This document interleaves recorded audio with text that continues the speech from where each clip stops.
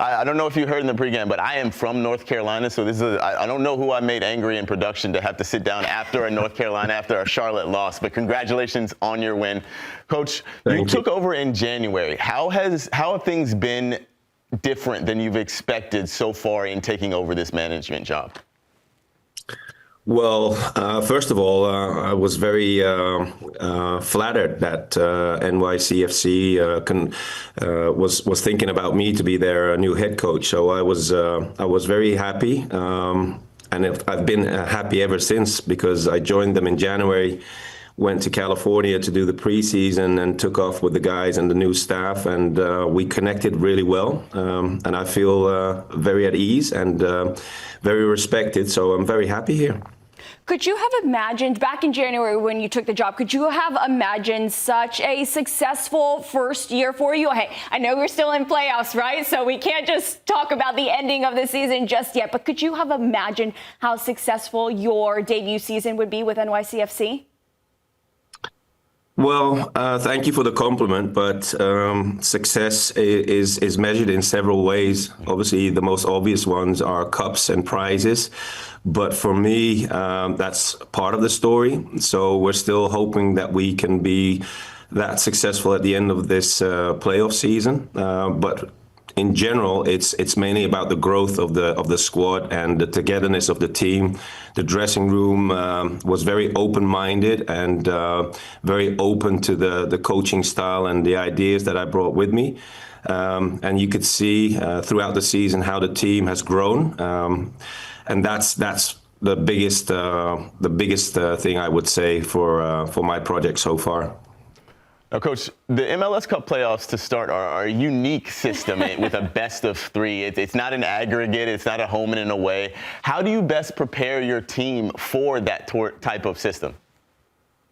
Well, like I said just now, the growth of the team has been throughout the season. So we've been working from day one to get our principles right, our attitude right, set the culture straight in order to be as successful as we could be. So going into the playoffs, it's mainly that we filled our own toolbox in a way throughout the season that we were ready to compete at any level, and hopefully we'll see the results throughout the playoffs now. But like you guys said just now, we don't have anything yet, so we just focus on a game-by-game mentality, and that is something that we also established throughout the season.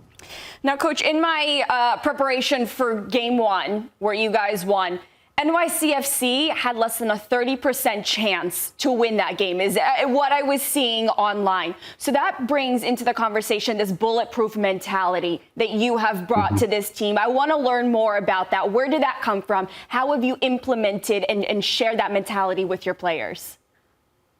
From day one, described how I see a bulletproof mindset, and I had numerous of conversations with the staff and the players in order to get a good picture and a good view on how they see a bulletproof mindset. So try to get together as soon as possible. I read a lot, so I also read about what happens in the mental space of the NBA or the Formula One, so you can learn also from other coaches in other sports in order to realize what it takes for those guys to be the best version of themselves, and the bulletproof mindset comes along with that. So that is something I've been trying to integrate into my teams over several seasons. And as I said earlier on, this dressing room has been very open-minded and very open to this coaching and this approach. So we're getting stronger.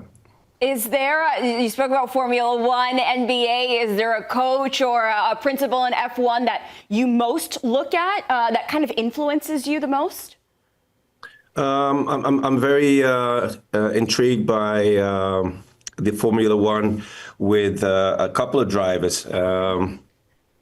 But the main coach that I love the most is Phil Jackson from the NBA.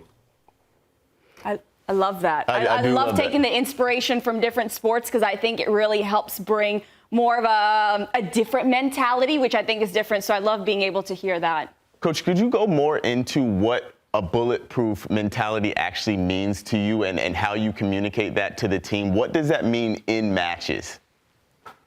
Well, basically, one of the aspects that we started talking about in a very early stage of the season is trying to read scenarios, be ready for any kind of play that the opponent is trying to put on you, making sure that you recognize these moments and adapt accordingly. So the flexibility is also part of the bulletproof mindset. So you can adapt throughout the game in order to realize what is needed in order to get the result.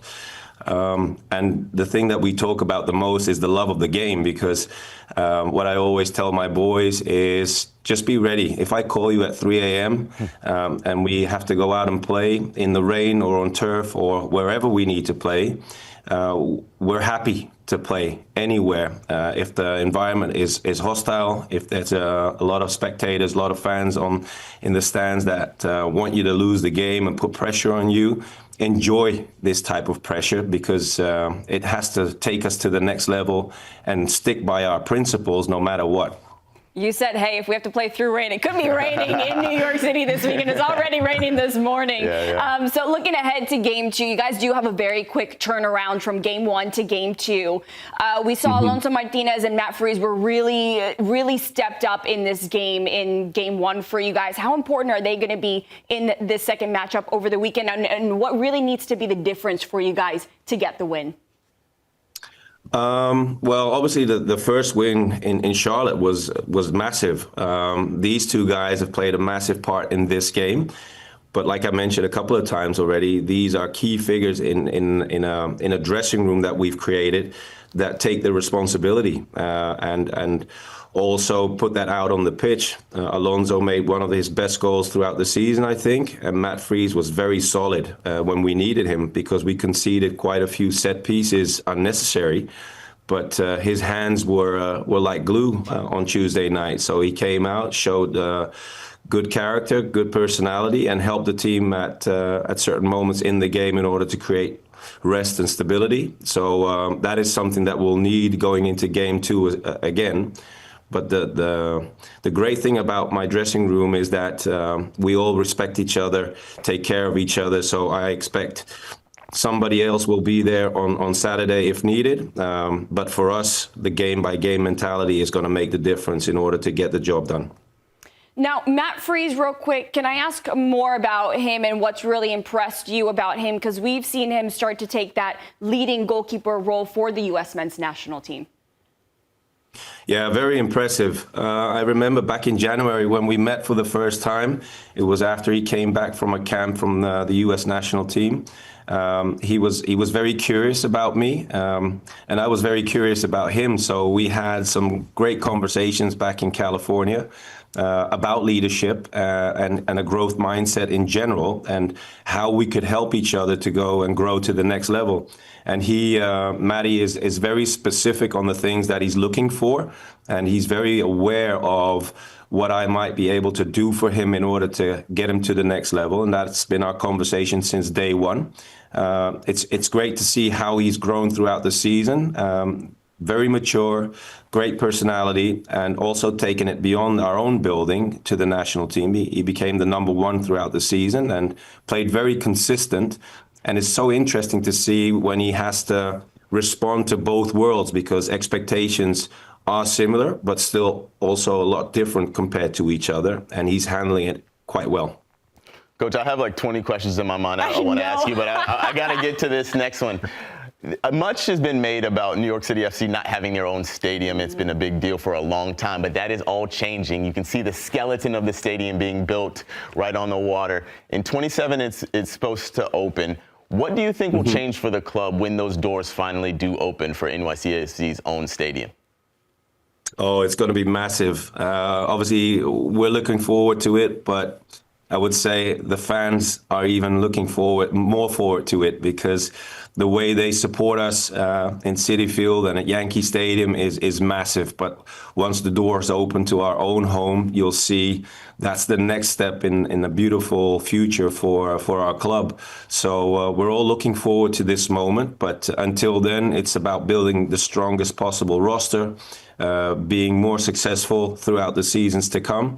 So once we enter the stadium, the whole stadium will be bulletproof, if you will.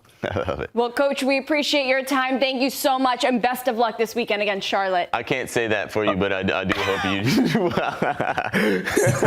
I know you can. Just try it. Just try it. Yeah, come on, get the words out. Get the words out. I hope you have a time.